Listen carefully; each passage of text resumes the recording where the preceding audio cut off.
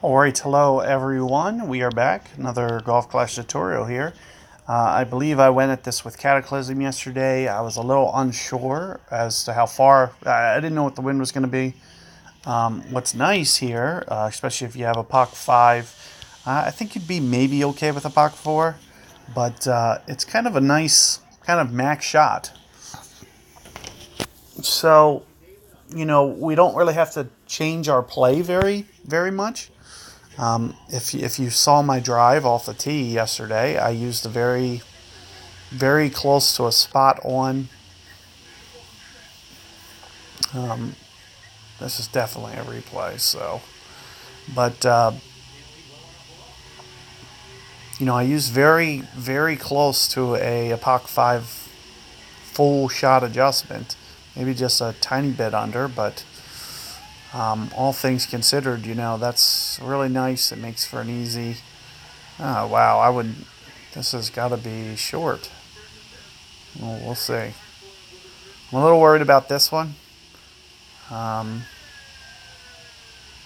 Getting there, we'll see. Yep, that's okay. That's okay. So I do probably, I like the bunny ball here, but at the same time, I think Kingmaker is going to be enough here. Having that little bit of extra boost would be nice. And you can see there's about 5 right there. What I like to do is side spin it to the right, kind of like that. I'm going to back off of it a little bit on, with a wind this pointed. Additionally, I go probably about 7-ish rings.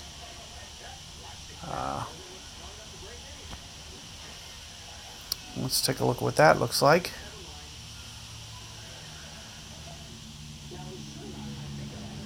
So I did hit, that downslope there. I was very close to not going enough power. I really feel I could probably go max there with no real issue. So I really didn't have to, take off anything.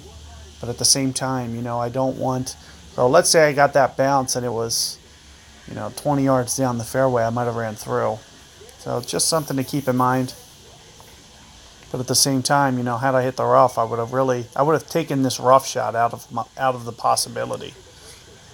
Shoot, man, it might still be out of possibility. Can't believe he's at max distance. Do you have a sniper 10? Oh, jeez. So you might really need to get down there if you do have a sniper on. That might be something worth considering. It's something I wasn't really factoring into my equation. Otherwise, I would have probably just, beaded the ball down there. Yeah, this is a little disappointing. What's the angle? We're just okay, it looks like. Just okay. Oh.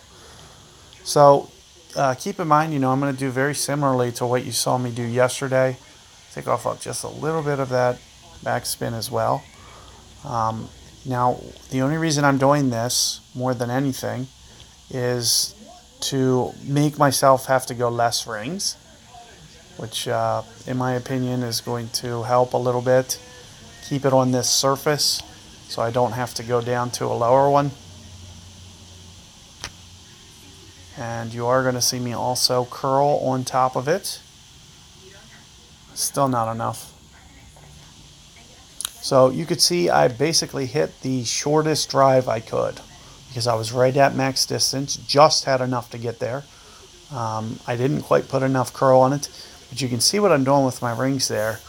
In my opinion, the higher you keep the elevation, the better. So that's what I'm doing there with my left wind adjustment rings, like the way that I'm doing the side spin.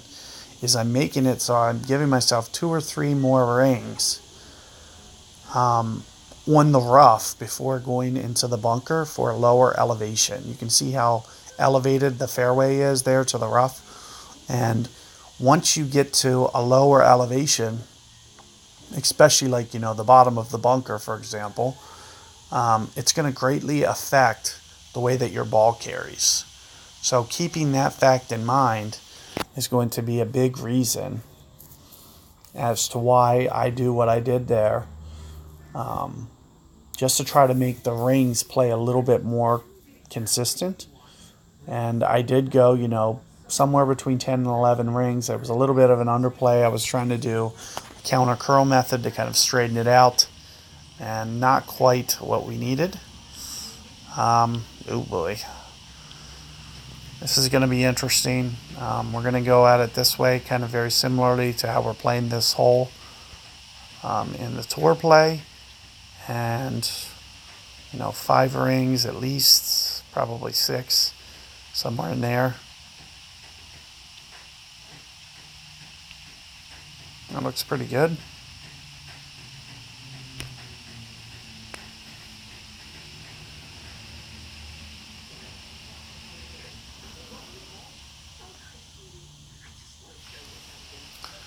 And there you can see, it is very much like a bowl. If you over curl it, it does kind of tend to come back a little bit. You can see that very much straightening out at the end and coming back a little bit left. If you didn't see my shot earlier doing this hole, I probably would have done the island hop had I had an epoch 6. Actually, but at the same time, look how big the target is. It's as big as the island. So he's not going to have a lot of room for error. You're going to have to be very precise with your movements. I feel he can probably great ball it left, but he can't great ball it right. So, but nevertheless, he hit perfect. Let's see. Well, off the front of that fairway, probably couldn't have missed at all. So here you see 2 relatively well executed shots, both of them 2 different completely methods. So, no real right or wrong way, but there you have that one.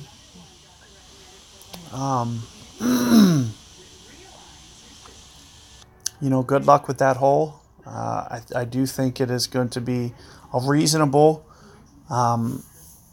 chance to pick up a stroke there, especially if you can start to hone in on that adjustment a bit. Keep in mind the 2 different drives that I just did.